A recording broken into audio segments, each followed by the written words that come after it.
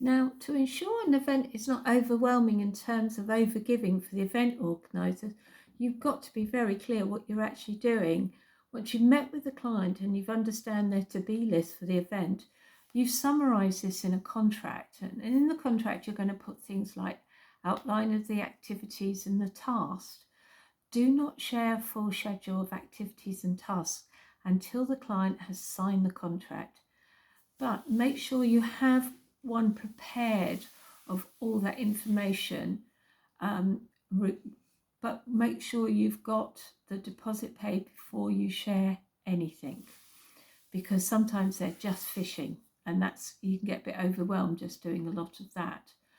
Work out the number that you require in your team, the hours required. This goes into your contract, and outline and agree on expenses and subsistence for the travel for the team. And always check your payment plan aligns with the venue. Never ever sign a contract for the venue on behalf of the host unless you've put in the contract that you are paying on behalf of the client and set up a separate bank account for holding that money in place. But you must get the full payment on immediate confirmation of the contract. There's no deposit on this circumstances. It's full payment. I have done it, but you do need to have a separate bank account that nothing else can be used from it except for paying the venue.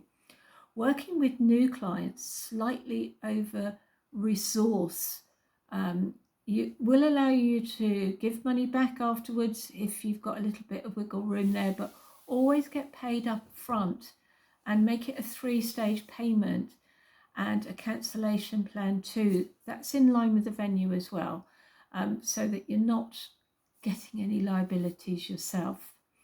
Agree a percentage charge for arranging any tasks for the event that are last minute. Now, you might be booking extra taxis, you might be booking a disco.